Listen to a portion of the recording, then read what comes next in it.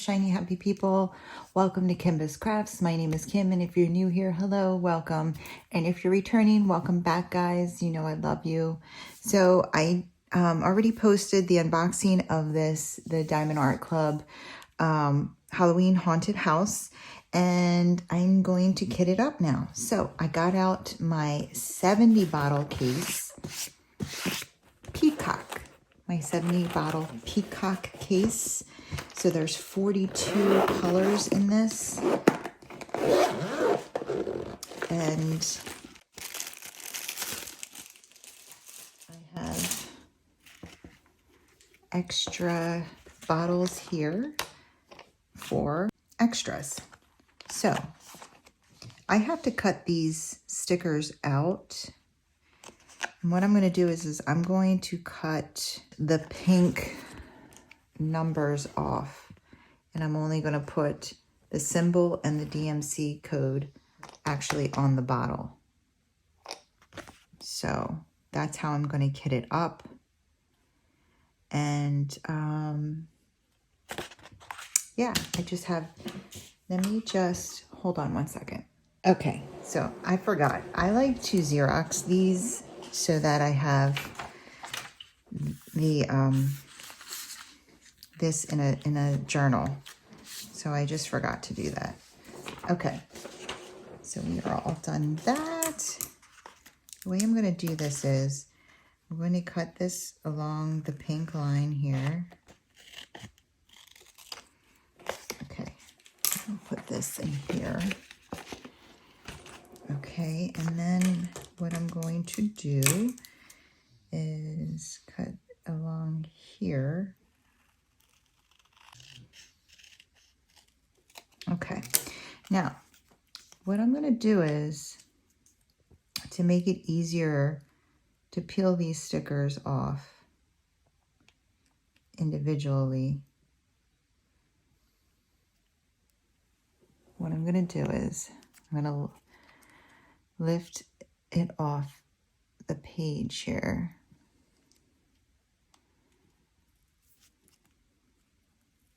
Okay. Now,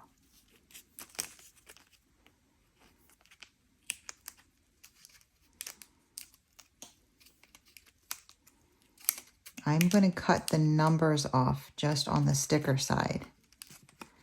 Okay. So we're going to do this.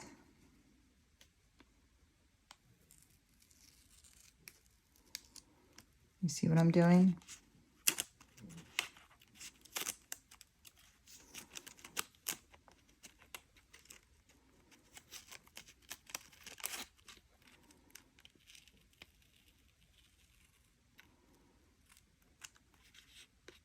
Okay.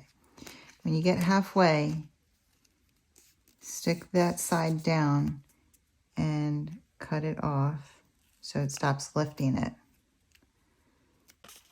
And we want to cut it all the way down. In fact, we can go on the other side.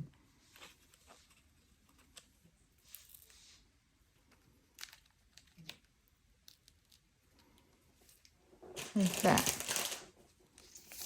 Okay, so the way that this can work now is you can cut it like that and then peel it off. So you're not fighting with corners. Okay? So we're going to do that with this side as well. As you can see, I did not get a chance to go get my nails done. So I am going tomorrow. I made an appointment before I go to my class. So we're still on, it's Monday. I did my weekly wrap up. I did the unboxing, and now it is 2 o'clock in the morning. And I'm doing this kit up because I'm not tired yet. And I was just diamond painting, and I felt like I wanted to keep diamond painting, but I really wanted to kit up and do this kit and chat. Because I'm going to have to start this painting now. You know, I have to start this painting this week if I want to get this done before Halloween. Hopefully it works up as fast as it looks like it's going to. I really feel like it's going to work up pretty quickly. There's a lot of line work and color blocking.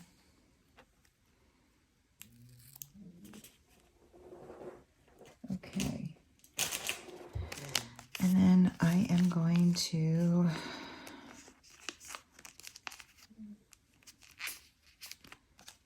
cut this off.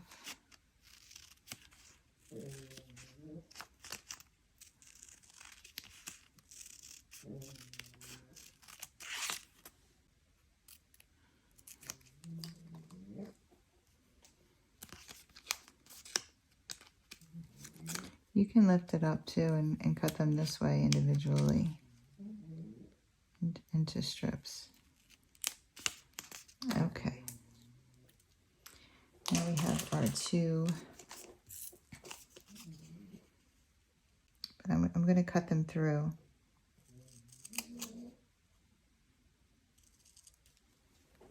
You see what I'm doing? Now they're just going to peel right off.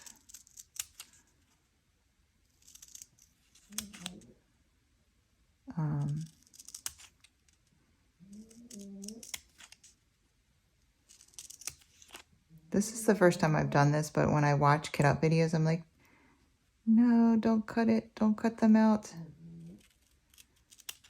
Leave it on the thing. So I've been wanting to try this. I don't have to normally do it because most of them are pre-cut stickers anymore, you know?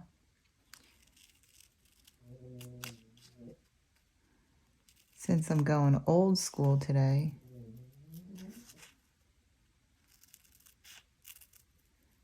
I get to try this trick. There we go. There's one. So how is everyone doing today? I hope everyone is doing well. Yeah, I was kind of upset that I didn't get to do a Halloween canvas, and now I do. I mean, it's not that I ordered one from Mary's Diamonds and it hasn't come yet.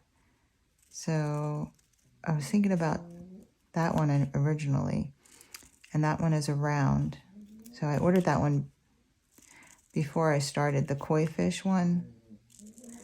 So just an update on that. They actually emailed me Thursday evening. When I was in the hotel, I got it. Well, I noticed it when we got to the hotel. We got to the hotel late last Thursday. And they said they wanted to send me a new kit with the resin drills if I was interested. And I told them I was. So I'm waiting for that and the Halloween round drill canvas I ordered from them. So I have 2 canvases coming from Mary's Diamonds. And then I also did get a second Dreamers Designs, which was a Halloween one. And I was like, you know, I'm just not going to do Halloween one this year because I wanted to do the Autumn Oasis. But this changed everything. Okay, so our stickers are all ready. I'm going to pull these out of the bag. And we have, I'll just use this as my reference. We have 42 colors, so I'm going to go ahead and separate them all and put them into piles. Okay, so I'm going to tell you guys a story. Well, first, let me give you updates. So the Mary's Diamonds is going to send me a kit and let me try the koi kit with the resin drills. So I'm not sure when I'm going to get around to doing that because, you know, I'm doing this kit now, and then I'm doing the Autumn Oasis for November and fall. So if that kit doesn't take me, you know, more than half of November, then maybe I'll pull the koi one out.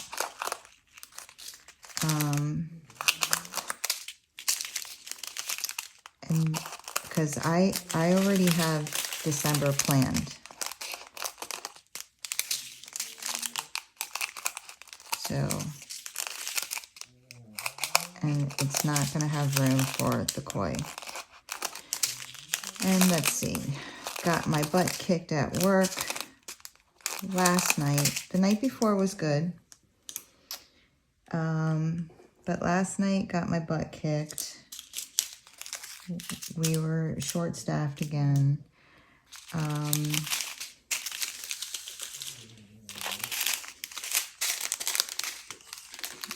All the nurses got their butts kicked last night. It was exhausting. And then, let's see, they were supposedly stopping the bonuses as of today, but because we are so short-staffed, and honestly, everybody is very tired, they did send out bonus blasts. So, because I'm already doing 4 hours tomorrow of education, I picked up 4 hours on Saturday. I initially was going to pick up, I'm sure you can hear my pug. She is sleeping in her bed next to me. She's a little doll baby. Okay. Originally was planning on picking up 8 hours, but because I'm already losing 1 day off for this education, I felt like I don't want to do more than 4 hours. So that's what I signed up for.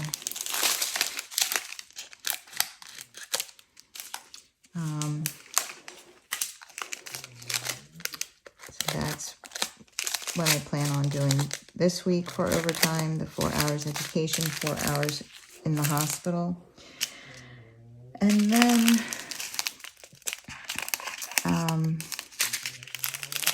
let's see, I think that's it.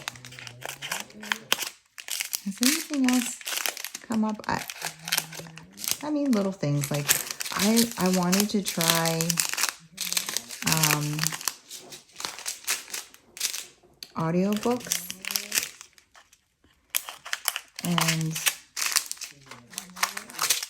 I put in my library information. I haven't used my library card in years and years and years. So I put my library card information in, and it was like, you need to talk to the library. And so I logged in on my account, and it says that I owe them like $16 from like 10 years ago or something crazy for a late book. I'm like, are you serious?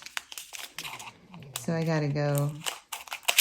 Well, probably can do it online now somehow, I think. It didn't give me an option to pay online, which is weird. But I probably can call them and just pay with credit card over the phone, I guess. I'm hoping. Because I downloaded Libby. I don't know if anyone uses Libby, but I was hoping to try. I used to listen to audiobooks when I worked at the lab work overnight. They let us listen to audiobooks and music and stuff. And I loved them.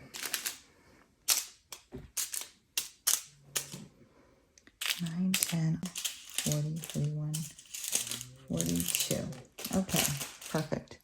We are all in our piles. So now I won't get them I won't have extras of something and I don't realize it. Okay, so I'm going to do, you know, I always do 1, 2, 3, A, B, C, and then symbols. So number 1 is one little bag. So yeah, I have to do that before I can try doing any audiobook downloads. Does anybody listen to audiobooks? I was kind of looking forward to trying it, but I'll take care of that. And, oops. I mean, nothing else really.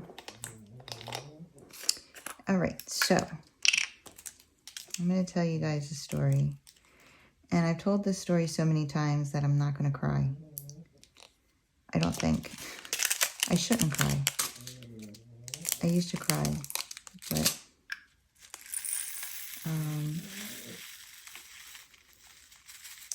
so it all started in September of 2020. One night, Bob, I was out, actually awake, and he was in the bedroom, and he came out, and he told me he felt really sick,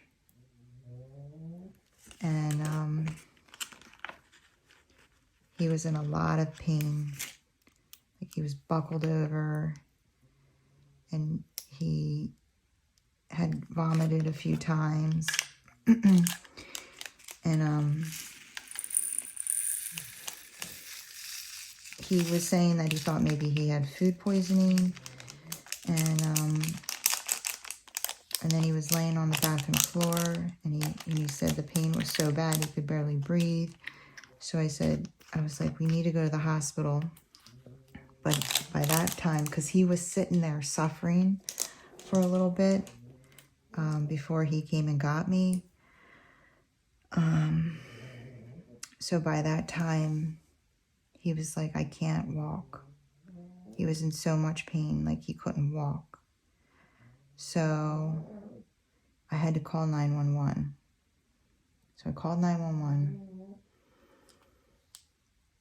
And I, you know, they loaded him up on the ambulance. 8:44. And I followed them to my hospital. And thank God it was the year, you know, of COVID and all that. But it was it was in between the 2 surges. So, like, I was allowed to go into the ER with him.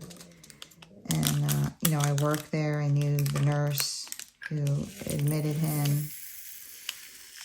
And basically, he kept, like, vomiting. He was in excruciating pain. He was in pancreatitis. He had pancreatitis. And if you know anything about pancreatitis, it's extremely painful and it's extremely deadly if it's not treated. So,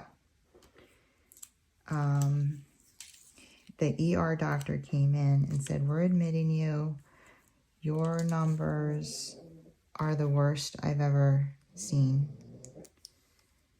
So they run a lipase, and lipase is supposed to be, I believe it's less than 70 or less than 100, something like that.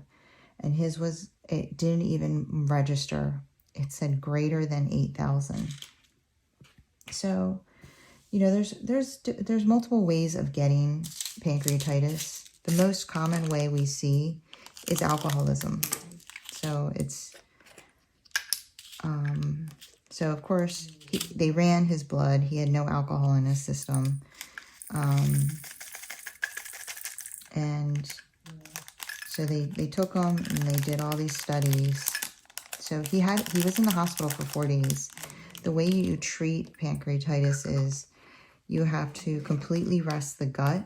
So you can't eat at all. You can't drink water. You can't have anything by mouth, because anytime you introduce something into your system, your body creates the enzymes and the bile and the acids to break it up. You know, it has a job to do, and that's to break up the food. So if you don't introduce any food, you know, it stops. It doesn't completely stop, but it doesn't, it knows it doesn't have anything to break up, so it slows down dramatically, and that's what he had to do. So he had to be admitted because they did put him on antibiotics, but mainly for the IV fluids, so that, you know, he wouldn't become severely dehydrated, go into kidney failure and die, but also because for pain meds as well. So he was not able to eat anything at all for definitely 3 full days, possibly 4. So he went without any food or water, any sips of anything. So after 3 or 4 days, his lipase levels dropped dramatically the next day. But, you know, the pancreas was so inflamed and angry that, you know, he had to wait for it to calm down and basically stop injuring itself with all of the enzymes. So after he came home, he was on a very strict diet. And of course, you know, no alcohol. So this is exactly when we were like, okay, we would drink we're never drinking again. And I went on my fitness journey. This is right when I went on my fitness journey. And, you know, he started eating healthier and everything because, you know, of all of this pancreatitis. So they tell him, we need a CAT scan, an MRI, but you have to wait a month after the discharge because we need your pancreas to completely go back to normal, because if it's inflamed at all, it's going to skew the results and we're not going to really be able to see anything. So he waited. So this was September of 2020, so October of 2020, he went and he had an MRI. And the MRI showed that he had what's called a divisum. And that is when your pancreatic duct, the duct that secretes the enzymes and everything that the pancreas makes to help with digestion, is supposed to be one like kind of larger hole, and his was split into 2 smaller ones, and it happens in a very small amount of the population. So that's what the MRI showed. So of course, they were like, you need to have this fixed. That's why you went into pancreatitis. And but they were like, we don't have anyone in our healthcare system, the healthcare system that I was working in, and our insurance was in. We don't have anyone in our healthcare system that does this. So they referred us to actually the old hospital that I used to work for, which was like a level 1 trauma center. So they did everything. And I was aware, I knew the doctor that they referred him to and everything, because he was there when I was there. But, you know, he scheduled the procedure, and then the insurance company called and said it was going to cost us $2,500. And he was like, I'm not paying that. So he decided he did not want to get this done. He was like, I'm just gonna, you know, keep eating healthy and, you know, I'll be fine. So it's a good thing he didn't get this done. But, so everything seemed fine until May of 2021. I mean, we were both like on these health kicks. I had lost almost 40 pounds at that point. And he was, you know, doing really well. And then all of a sudden, he calls me into the bedroom and he's buckled over again. And he's in severe pain. And I just looked at him and I said, well, we know what this is. Before it gets too bad, get in the car. So he got in the car and I ran him over to the hospital. And again, his lipase was, it's this one I'm looking for. It's like right here. His lipase was greater than 8,000. And so at this point, they were trying to convince him he was an alcoholic, and he was like, I haven't drank since the last time, so I know it's not alcohol. Like, but then they were like, you know, why didn't you get that procedure? And he said, because it was going to cost us money. And he's like, well, they're like, well, since the last time you were here,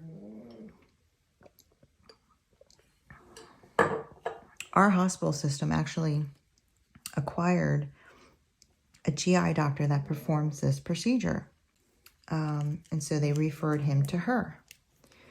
So we go to see her, and we go to her office and we sit down, and she asks us a bunch of questions. She looks through all of his notes and his hospitalizations. And she says to us, you know, this isn't all adding up. She's like, I'm not convinced it's this divism that's causing your problems. It's clearly not alcohol because you don't drink at all anymore. She's like, something else is going on. So she said, I can fix the divism if that's what you want me to do. She's like, but I recommend that I go inside, do a scope, and just take a look. She's like, not do any intervention, just go in and look around and see if there's something else going on. And so we were like, that sounds great. Yeah, you know. So we scheduled that. So he had that done on June 24th, 2021. We go to the hospital. It's a full, you know, it's a same day surgery type deal. HIJ.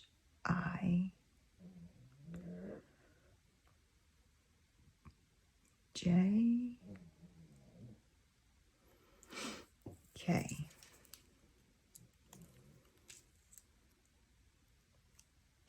So, and she knew I wasn't a critical care nurse. So after the procedure was done, while he was in recovery, she comes out and she gets me. And she's like, I want to show you something. So she takes me in the back and she pulls up her video of her going into, you know, into his mouth and down his esophagus, and she says, the first thing that she noticed, JKL, is that his whole esophagus was covered in ulcers. And she's like, did he complain of any pain? And I said, no. Like, or difficulty swallowing. And I said, no, he never complained of that. So that was the first thing she saw. And then she went into his pancreas and she found a mass. And she's like, I think it's a neuroendocrine tumor. And, you know, that's the thing about being a critical care nurse, is that everyone thinks you know everything. I mean, of course, I'm just like, oh my God, he has a tumor. And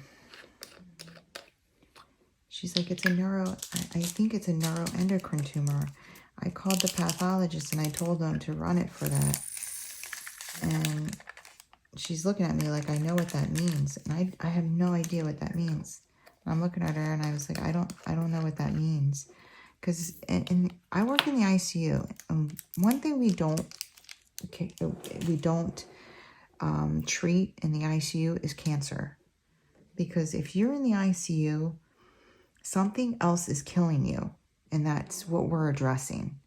So all cancer treatment stops. We're not taking you to radiology for radiation. We don't hang, no ICU nurse is chemo certified. We don't hang chemo because your body is probably in sepsis, or there's a severe infection, or you can't breathe and you're on the vent, whatever the case may be, or you bled, you had a stroke. Something else is more emergent than the cancer, and that treatment stops, and we're trying to save your life.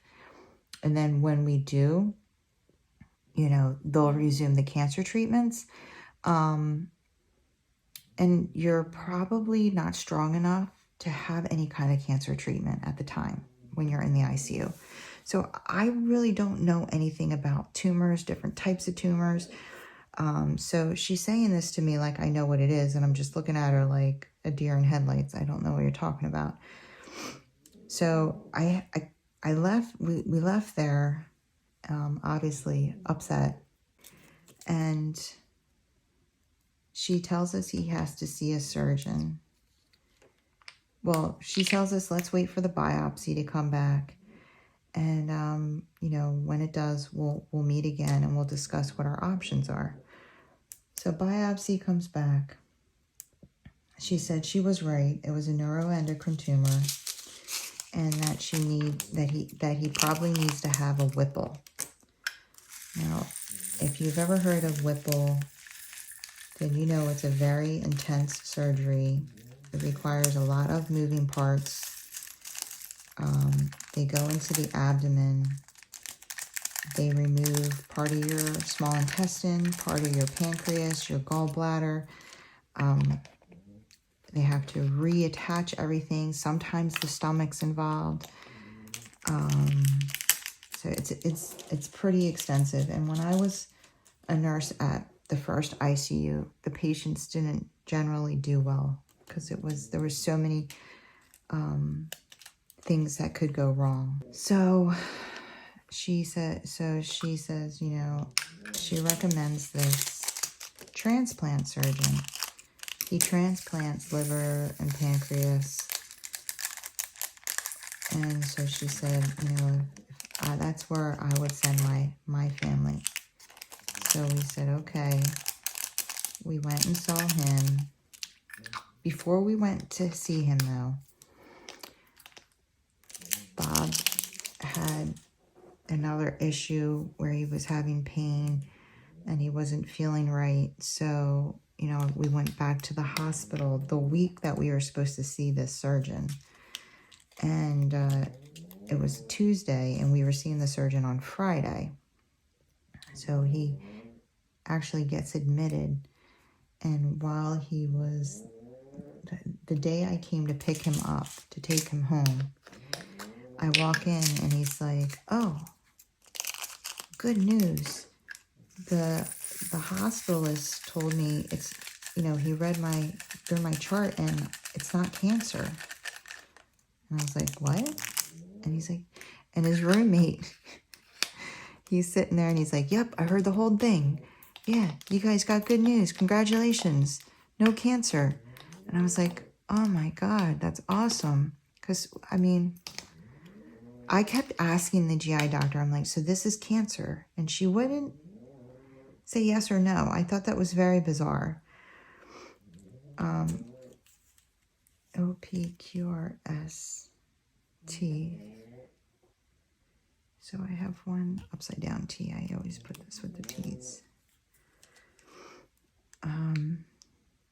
I thought that was very bizarre. So yeah, she wouldn't answer me. So anyway, so now we go to see the surgeon on Friday. And the surgeon comes in and he sits down and he's like, you know, introduces himself, and he goes, okay. He's like, before we start, he's like, what do you know about what do you know about what's going on? And I say to him, well, we know it's not cancer. And he turns around and he looks me in the eye and he's like, oh no, it's cancer. And we both look at each other like, huh? And he's like, that's why you need a Whipple. And I said, a doctor just told us it's not cancer. And he's like, no, that's why you're here. So he explains to us, you know, the Whipple and what he has to do. And, you know, we don't question anything. We're like, okay, you know, we schedule the surgery for this Whipple. It's actually like 3 weeks. It took like 3 weeks or something. Because all this happened, so he had the initial scope, 6:45, June 20, was it June 24th? Yeah, June 24th. We went back to the GI office in July, obviously. And then he was away on vacation for 2 weeks. So we couldn't see him until August. And then he scheduled us but that got canceled. They had to reschedule a week later. So he didn't have his surgery until September 7th, 2021. And it wasn't during a surge, but there was still pretty strict visitation rules and things of that nature. For instance, when he went for his surgery, I took him and I sat with him in the waiting room. But once they took him back, they made me leave and they sent me home. And I wasn't allowed to come back until 8 o'clock the next morning. And only I was allowed to visit him. He was not allowed to have any other visitors. So it was very strict. So anyway, and I was only allowed to come once a day. So if I came and I left, like let's say I left to go get a lunch or coffee, I wasn't allowed back in the building. So I usually, you know, I packed lunch and everything so I wouldn't have to leave. So anyway, on September 7th, he has surgery and the doctor ends up not doing a full Whipple. He tells us that he was able to just do what's called an enucleation of the tumor and just like scooping it out of the pancreas, okay? So we were like super happy about that. He still cut Bob, literally, like here's Bob's abdomen. He cut him like this from end to end. He literally cut him in half.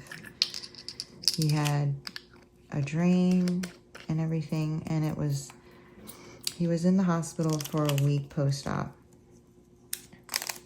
And it seemed everything was going good. He was discharged. He comes home like a week later. I think he was discharged exactly a week later. He was discharged. He had the surgery on September 7th. It was a Tuesday. And I think he was discharged the following Monday, I think. Well, he was home one night, and then he went back into the hospital on Tuesday with severe pain. I actually had to call the ambulance for him again. And actually my daughter had to. I was like trying to get him pain meds. I had to go to a different pharmacy because no one had any of the pain meds. As I was driving to the pharmacy, she called me saying that she had to call the ambulance because he was in severe pain again, buckling over. So I turned right back around. I got home before the ambulance showed up, and they took him away, and they told me not to follow them because I wouldn't be allowed in anyway. So just stay home. So that was awful. And so of course the next day I go, and they tried to say he had an ileus, and I swear that's not what was wrong. He was starting to have complications, but they were saying it was an ileus, and that's not what it was. I know it's not, because he was passing gas. He wasn't allowed to leave the hospital until he had a bowel movement. An ileus is when your bowels aren't working, because whenever they go into the abdomen and they manipulate your bowel, it can shut down, you know. So it's a common post-op complication. It can be really bad, especially because, you know, you're taking pain meds, so you can get very backed up. So that's what they tried to say it was, but I'm telling you, that's not what it was. I think his pancreas, now we know his pancreas was leaking, and so he was in the hospital from Tuesday to Friday. I brought him home on Friday, and that night, he's home. He calls me into the bedroom, and they had pulled the drain before he came home. So they pulled the drain on Monday. He's draining out of the drain site, and it looks like pus. So I call the on-call doctor. I tell him. He tells me it's okay. And he's like, I see that he has an appointment to see the surgeon on Tuesday. So, you know, if he develops a fever, then bring him to the hospital. So, of course, we were monitoring his fever.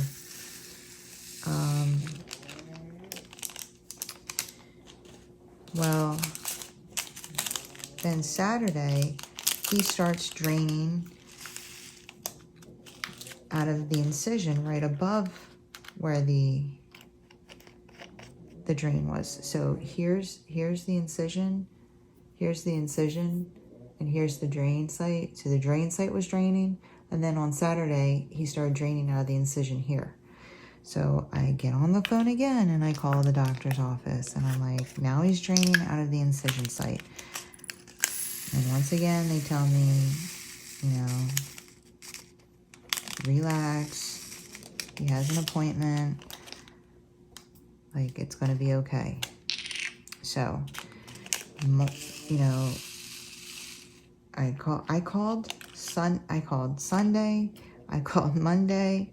I called Monday again, and I talked to the secretary, and she knew us by then, like, because we had been into the office. So she's like, oh, how's he doing? And I said, well, we're having an issue. I called the on-call service over the weekend a few times, and I just want to know, I just want the surgeon to know, this is what's going on. Does he need to come to the hospital? Does he need to be seen?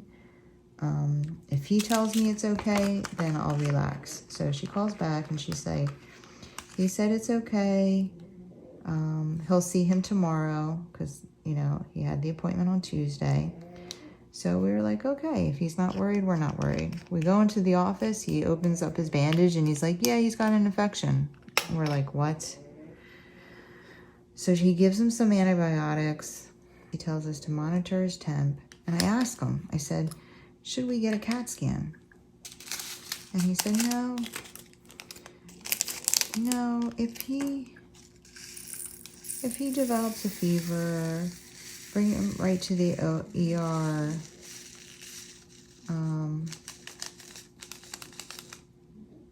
But, you know, let's just give him this antibiotic. I'm like, okay. So we're watching his temperature every day.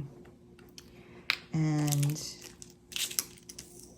it's not like a severe fever, because he said if it hits 1014 to take him right to the ER, but it was like 100.4, and it wouldn't go down. It was staying 100.4 every day. So every day we took it. So that was Tuesday, Wednesday, Thursday, and we were seeing him again on Friday. So on Friday, we go to see him and we tell him about his fevers all week long. And, you know, his low-grade fever. And he tells us, you know, maybe we should get a CAT scan. So he finally sends him for a CAT scan.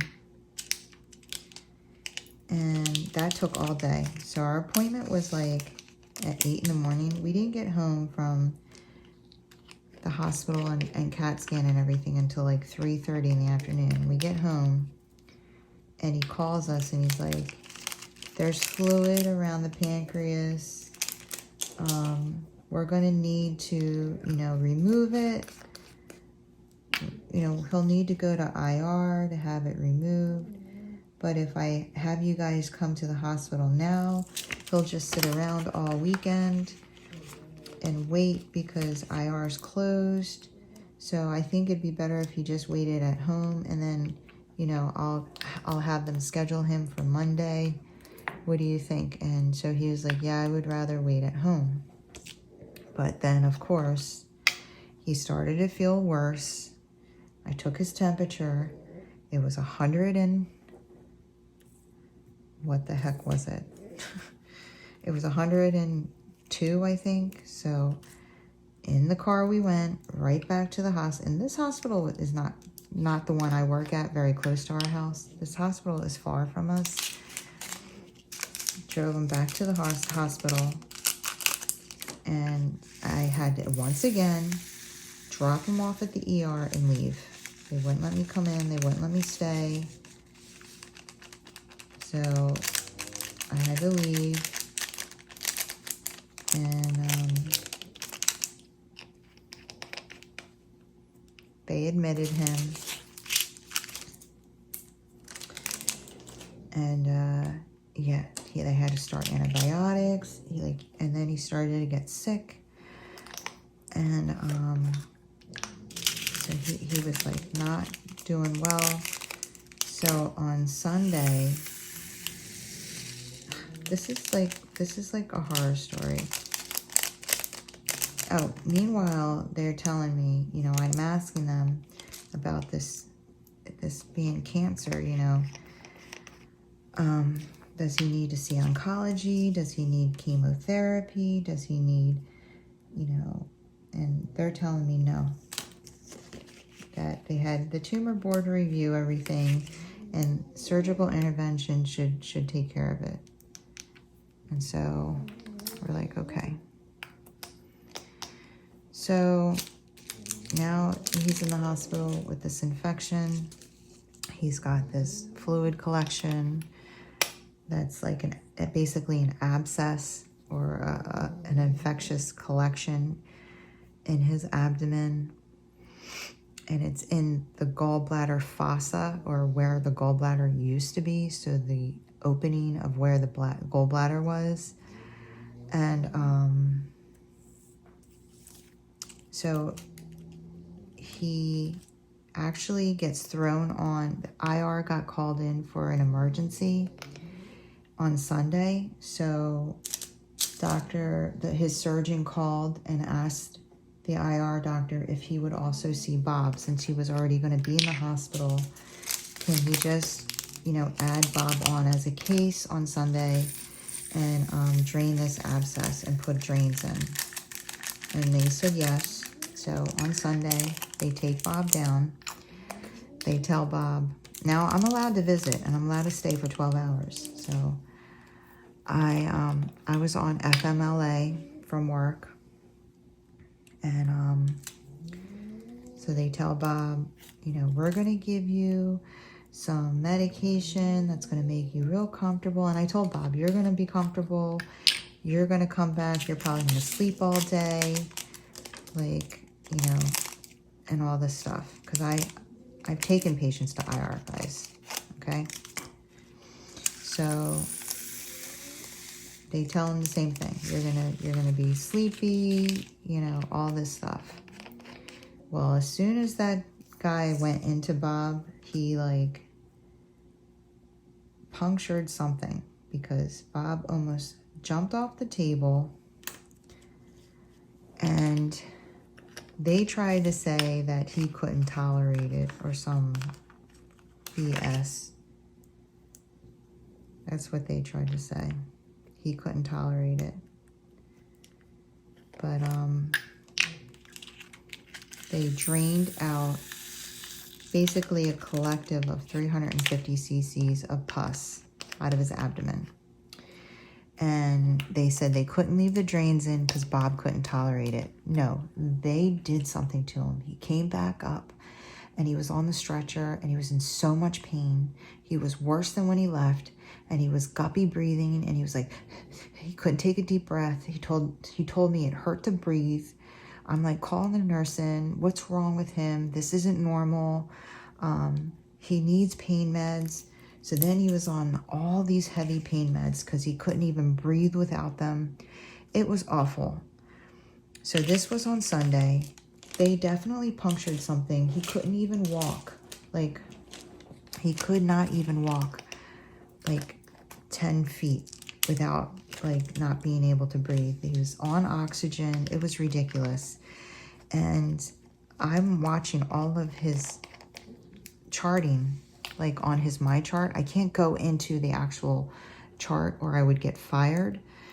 But I was going in on the patient, what the patient can see, and I'm like reading his labs every morning, and I'm like, his hemoglobin dropped after IR. That's because they punctured something and he bled. It was a mess, and very upsetting to say the least. So that was on Sunday. So Monday, he actually kind of felt a little better. I came to see him. He was eating. He told me he felt better. He was like, yeah, I feel better.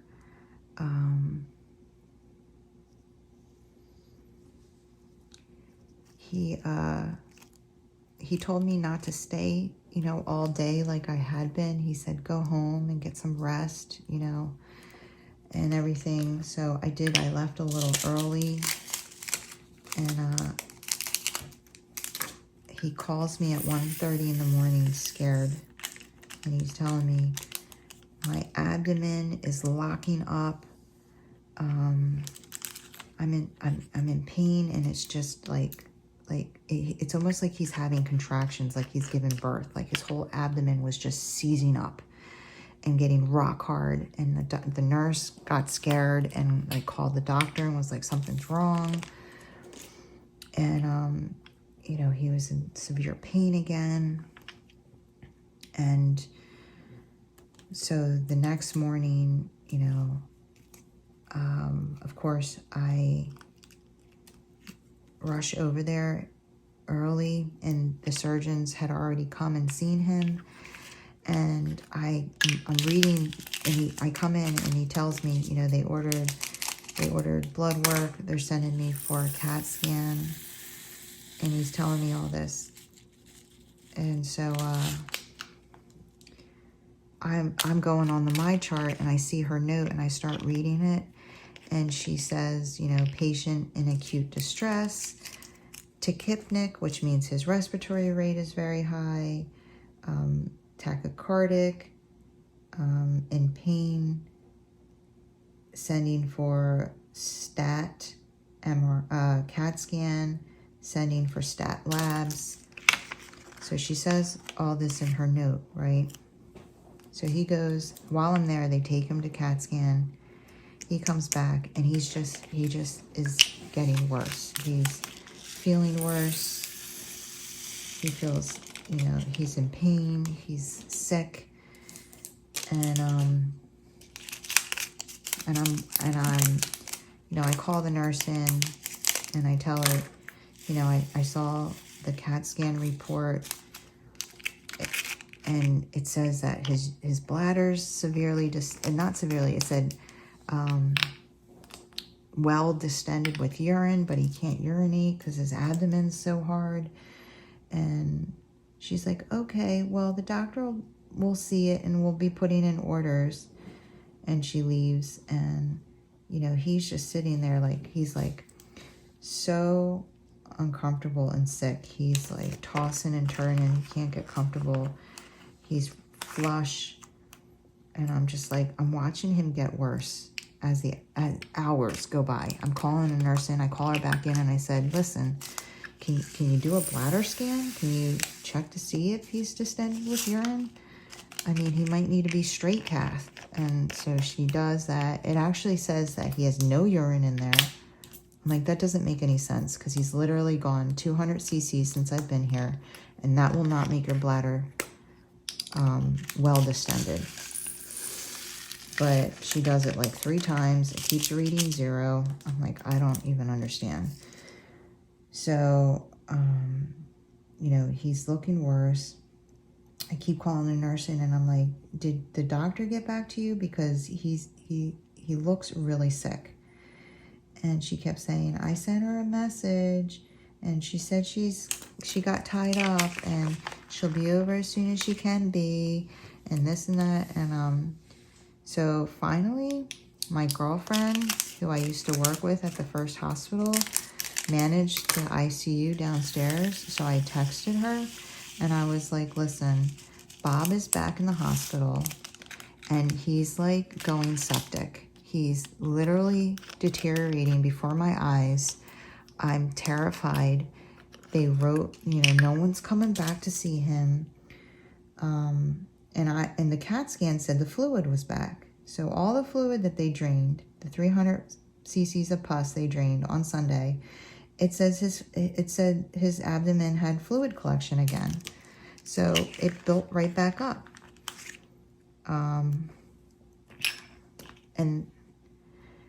And they made him NPO, which means nothing by mouth. So he wasn't eating or drinking anything. They didn't put fluids on him. They made him NPO the night before. So I text my girlfriend, who's the manager. She texts the manager on his floor. She comes in to see us, and I said, listen, look at him. He is sick as a dog. I said, I admit patients that don't look as sick as him in the ICU. And he's just laying here. No one's come back to see him. They said he was in acute distress at 8 o'clock in the morning, yet no one's come back. Like, why isn't anybody coming to see him? So she's like, oh, we've been paging the doctor, and then, you know, I'm just like, listen, I said to her, because she's a nurse, she's a nurse manager.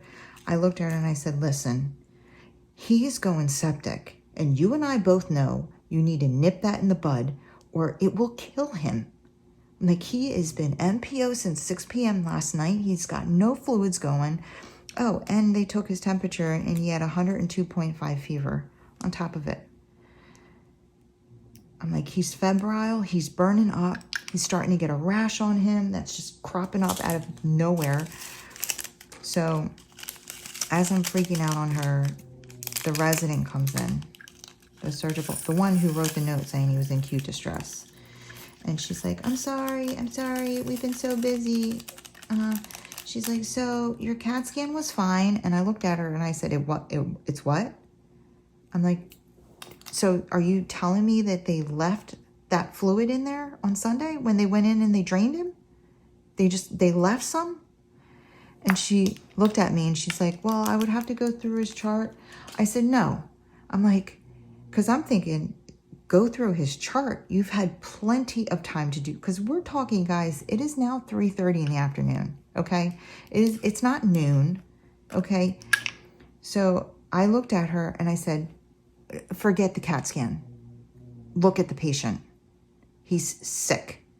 He is so sick, and he's been getting sicker before my eyes. I'm like, what are we doing for him? He is in pain. He can't breathe. He is 102.5 fever. And she's like, well, to be fair, they just took his temperature. I said, well, to be fair, what are we doing about it? Because Tylenol is not going to cut it. Are we doing a lactic acid? Are we doing blood cultures? He's been MPO since 6 o'clock. He's not even on IV fluids. Well, I ordered him a diet. I'm like, he can't eat. He's not eating. I sent that back. Okay, guys. So this lady, what happened was, when he went to IR and they drained him under the CAT scan machine. So they drained him under the CAT scan machine. So they didn't do a CAT scan after the drain, okay? They didn't do one. So what it said in the CAT scan report on the very top, the first line says, no significant change from previous scan. That was from the admission scan, because he had the fluid in there, and then on Sunday it was drained, but they didn't do a CAT scan because they drained him under a CAT scan. And then he had another one on this Tuesday. So they were comparing the admission one to this one on Tuesday, which is why it wasn't changed, because the fluid came back. And she didn't bother to look into any. She read that line, she closed his chart and said he's good. Ordered him food, guys. Meanwhile, I'm on the phone with my boss saying, listen, I'm not coming back soon. They're going to reopen him. He needs a washout. I'm like crying. And so when they were bringing him trays, I was like, who's that for? And she's like, him. They ordered him a diet. I said, he can't eat. He can't eat. Take that back. Because I'm thinking in my mind, he needs intervention.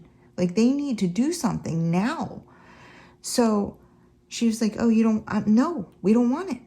So he didn't eat any food. And he kept saying to me, Kimba, can I have an ice chip? And I'm like, no, Bob, you can't. Because if they take you back, you can't have anything in your stomach. Because I didn't tell him I thought he was going to have another surgery and be reopened. But I felt that way. So I would not let him eat anything. So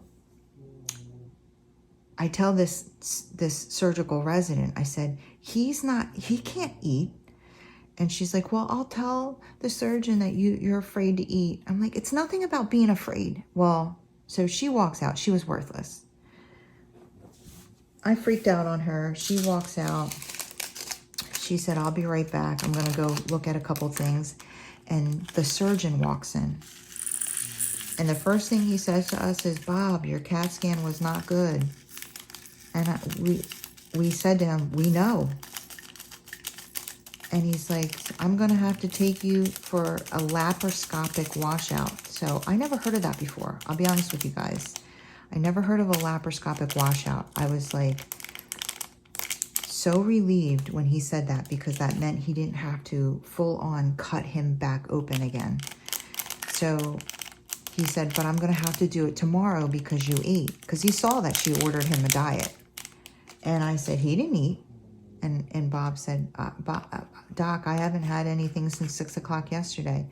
And he was like, wait, when's the last time you ate? And he said, 6 o'clock yesterday.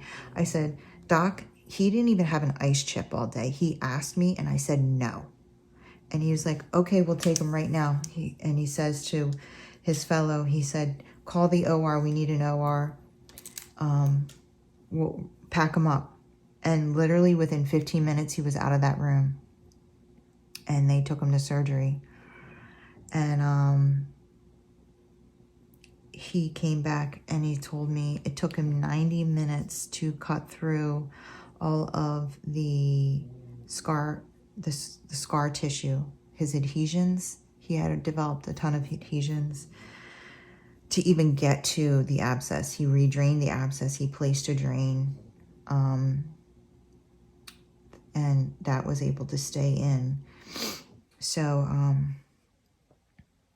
yeah, that was on Tuesday.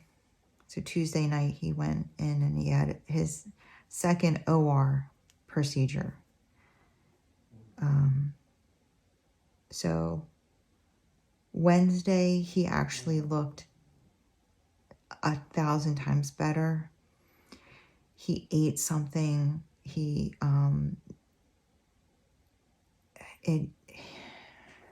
was extremely weak.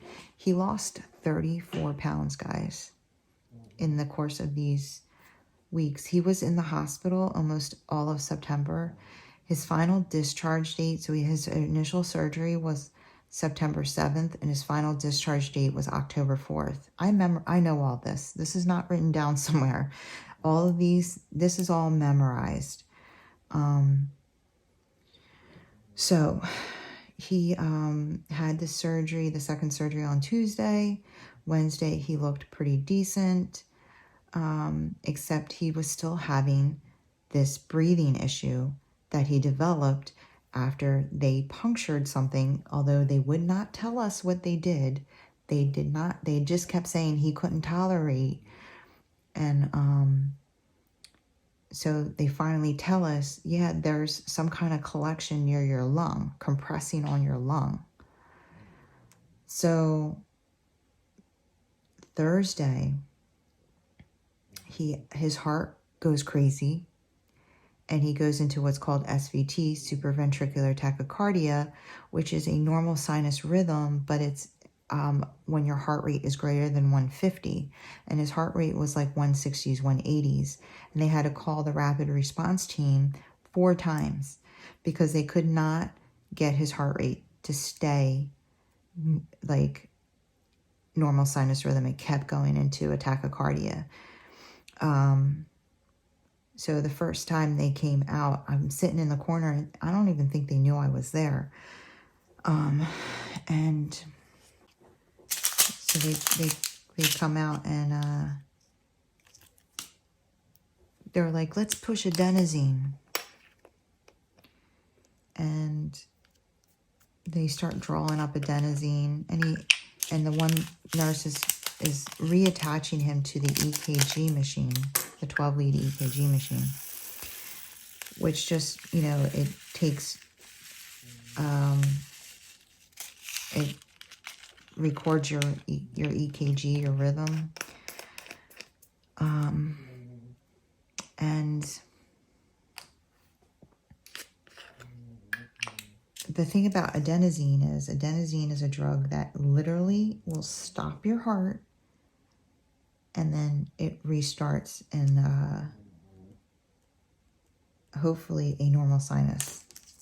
Okay, you literally see a pause though. Like you push it real fast, it shocks the heart, it stops it, and then it usually picks up in a normal sinus rhythm. Doesn't always work, but it's if you can't get the rhythm to stop with other maneuvers, that is one way of doing it. And the thing about that is you always connect them to the defibrillator pads, because there is a chance that your heart doesn't kick back in. And they draw up the adenosine, and he's like, are you ready to give the adenosine? And I'm like, you guys aren't going to put pads on him? I swear to God, guys, they were trying to kill my husband. They were trying real hard, and it was very frustrating. I'm like, and the one nurse says, we're putting them on now as she's putting the EKG leads on. I'm like, that's not pads. So the nurse supervisor must have heard me, and she passes a set of pads over to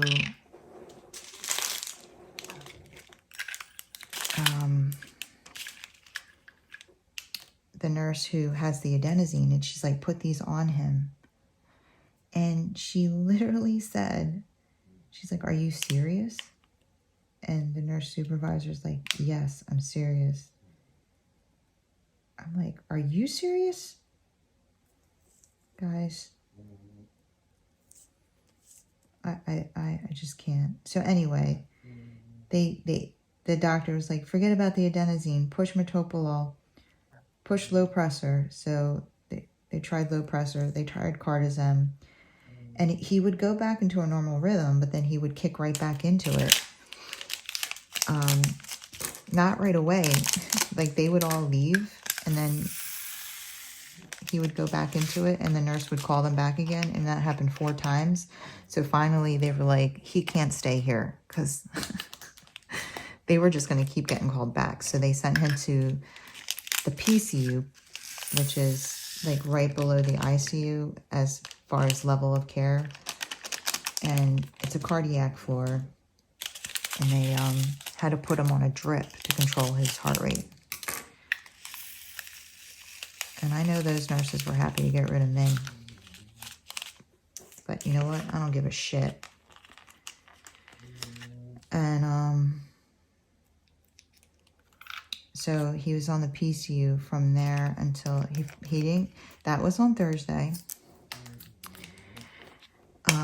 Then on Friday, they had someone come to try to do a thoracentesis on him at the bedside to remove the fluid around his lung. And that's when they stick a long needle in his back. And I watched him. He let me stay because I'm an ICU nurse, and I see them do this all the, like, I've seen this. It's whatever. Of course, I never seen it on my husband. And so he said, that's fine, you can stay. You know, you're not gonna pass out. And I'm like, really? So he puts the needle in, and he gets nothing back. And I said to him, I think it's blood. And he's like, well, if it is and it's congealed, that would be why. And I was like, yeah, that's why. That's why, Doc. Because they punctured something. I keep telling it. I told everyone who would listen. I'm like, because they punctured something, and his hemoglobin went from, I think it was like 11 to 9 or something like that. I'm like, no one wants to talk about it, but something happened in that IR. So anyway, that happened on Friday. So then they told us that he might have to have a VATS procedure, which is when it's another OR where they cut into his thoracic cavity and evacuate whatever's in there. And so I actually knew the physician assistant who consulted on him. I worked with him in both hospitals. He's like, yeah, I just consulted on your husband. And then all the cardiologists had to come see him because of all the rapid responses and him having, SVT. And I knew all of them too, because I worked in a cardiology office, and they're looking at me and they're like, damn, your husband's been through the ringer. And I'm like, you have no idea. So they actually consulted him for the VATS procedure on Monday, and then the surgeon came after that, and he asked Bob, how are you feeling? And Bob was 34 pounds lighter, tired, weak, completely his spirit was just completely crushed. And he just looked at the doctor and he said, "I'm just tired, Doc." And the doctor looked at him and he said, "You're going home." He's like,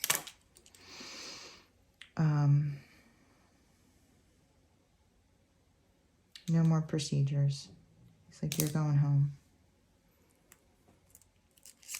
And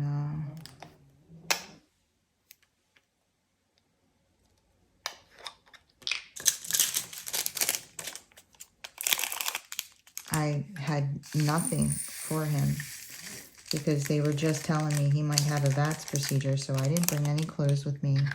He came home in in a pair of hospital fall risk socks and 2 gowns, one in the front and one in the back. And that's how he came home. And he spent over, I think it was like 22 days in the hospital through the course of the month of September. Yeah.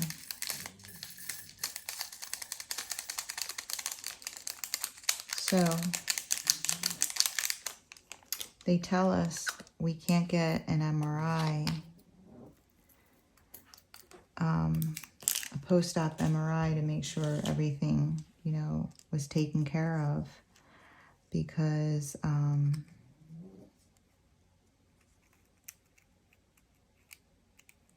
they said because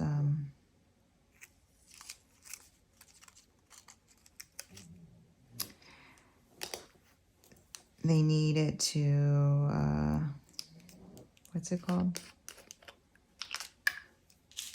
They need the fluid, like the serous fluid in the backspace, to resolve, and they packed the pancreas where they scooped out the tumor with stuff to keep it from bleeding.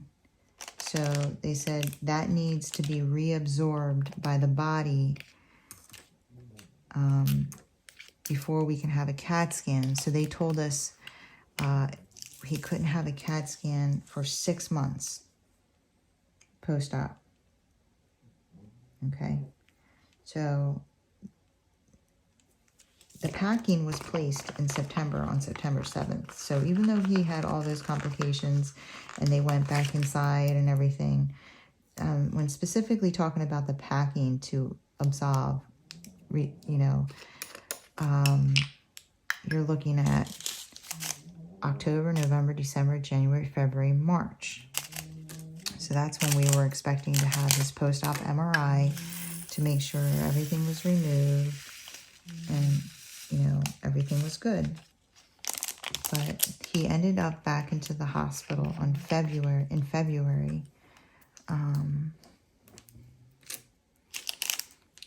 with pain. And they did a CAT scan, and the CAT scan showed, still showed some, what is it called? Fluid. So they told him, so the surgeon told him, you can't, he told him after the hospitalization and the CAT scan, it showed fluid, but he told Bob, "I'm 98% sure there's nothing wrong with your pancreas. I got everything, but you can't have the CAT scan until like July, March, because I still see packing, or I still see stuff." And we're like, okay. We're like, yes, like, you're 98% sure. We were super happy about that. So we were all, you know, excited. And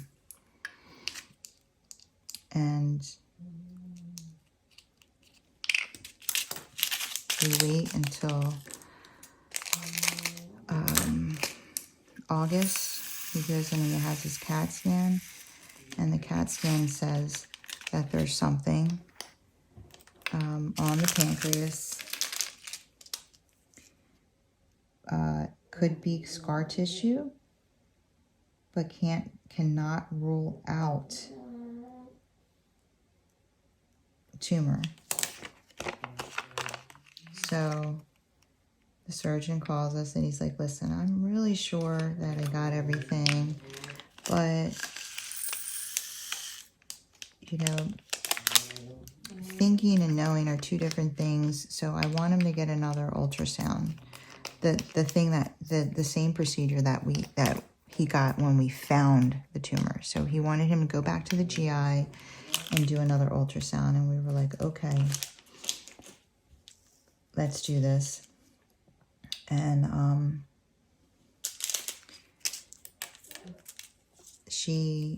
we go see her, and she's like, I see this all the time.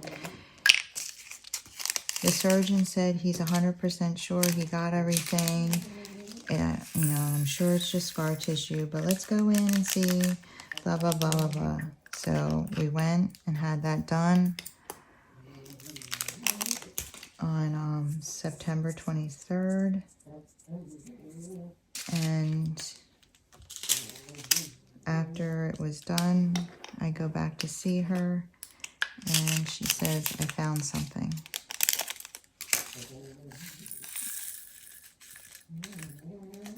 And I said, not scar tissue? And she said, it was too soft to be scar tissue. She's like, don't get excited yet. I biopsied it. Let's see what we're dealing with. Blah, blah, blah, blah, blah. So 6 days later, because September 23rd was a Friday. 6 days later, the following Thursday, we get an alert on his MyChart that he has test results. We open it up, I look, and I see it's his tumor. It's positive for a neuroendocrine tumor. I start crying. I tell him his tumor is back. And, you know, of course, we call. The next day, we call the surgeon's office. We call the GI doctor's office. They tell us that she can't see him for 12 days. And he's like, even though my cancer's back? She's like, well, I can see if she can give you a call. You want me to ask her to give you guys a call? We're like, yeah, that would be nice. She never called us. We called the surgeon's office and left a message with them. They never call us. They still have not called us.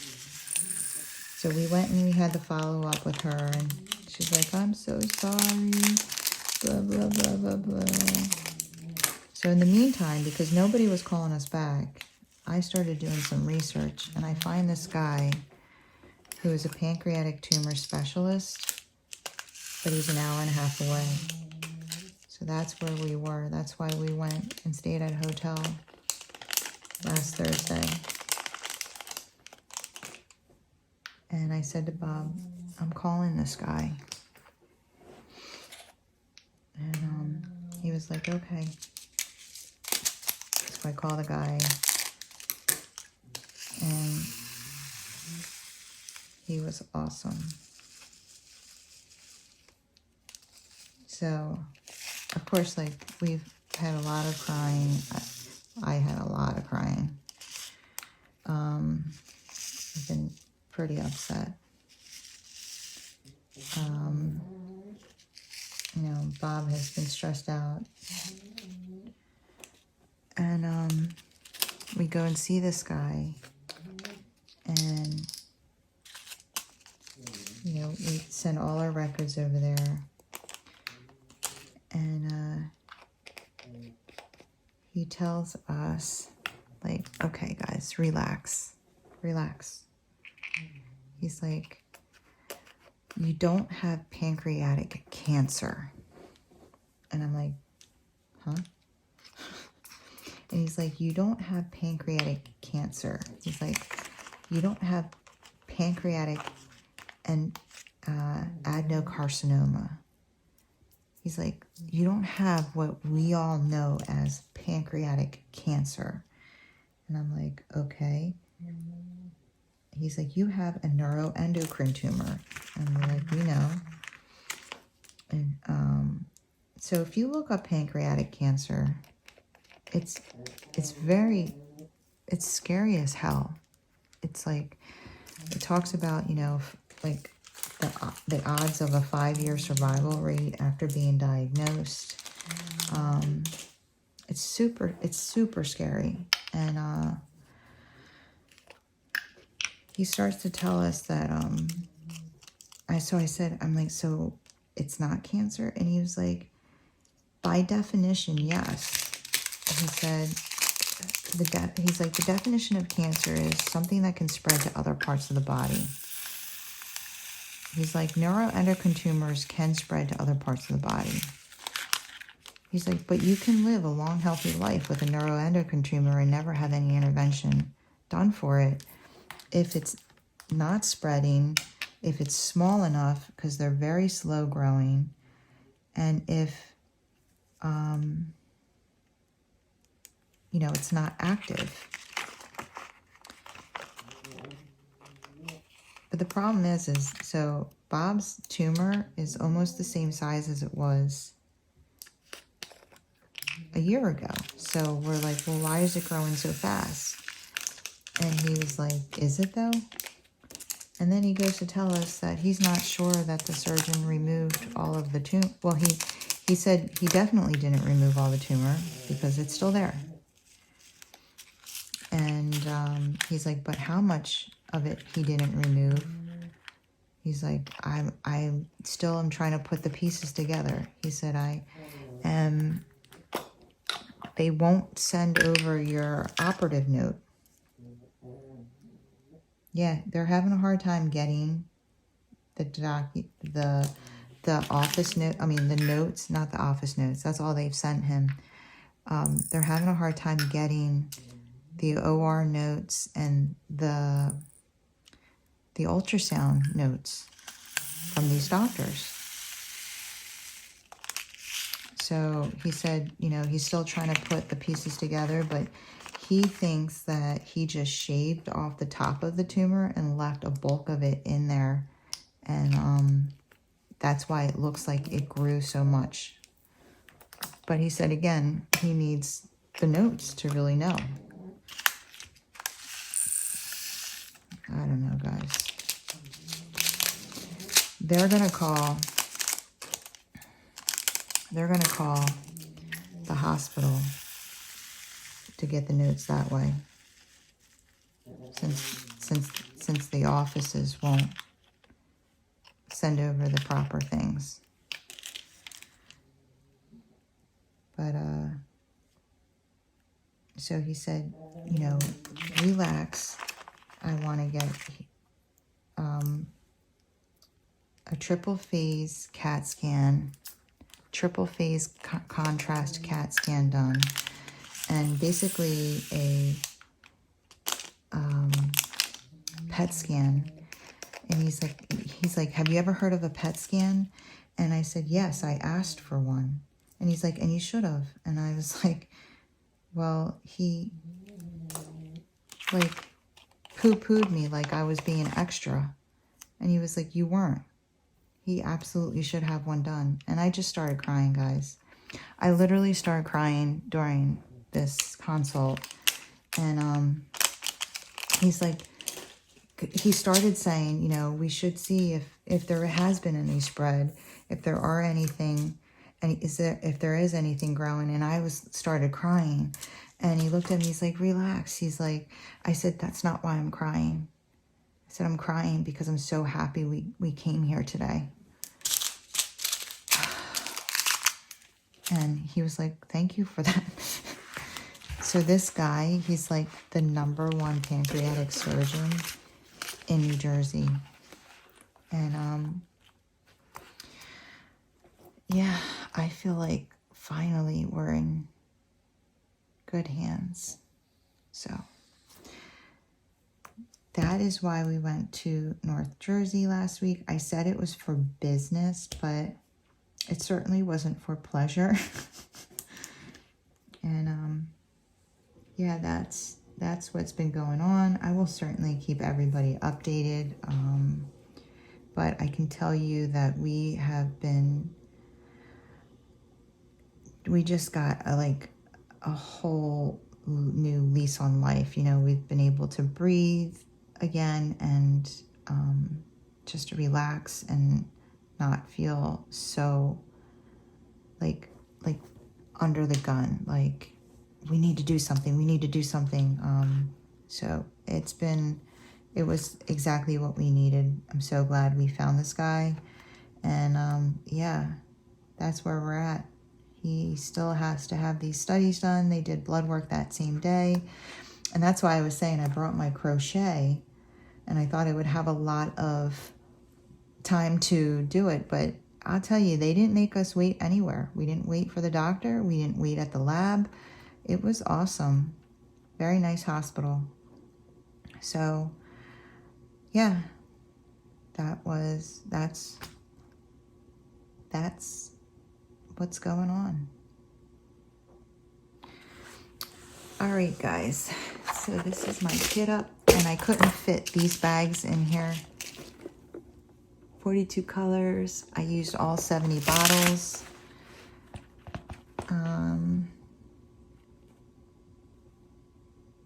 But yeah, I can't wait to start on this. I'm still working on the Mandy, so once I finish that, we laying some drills down on this baby. All right, guys, I hope you liked this video. I know it's probably like a downer, but there's really no way to make cancer fun. It is what it is, you know? All right, guys. If you like this video, if you wouldn't mind giving me a thumbs up. Oh, no, a thumbs up on the way out. It's 3:30 in the morning. A thumbs up on the way out. And if you want to see more from me and see me complete this painting, go ahead and hit that subscribe button and join the family and friends here at Kimbaskrafts. I would love to have you. You guys have a wonderful, wonderful night. You take care. Keep diamond painting.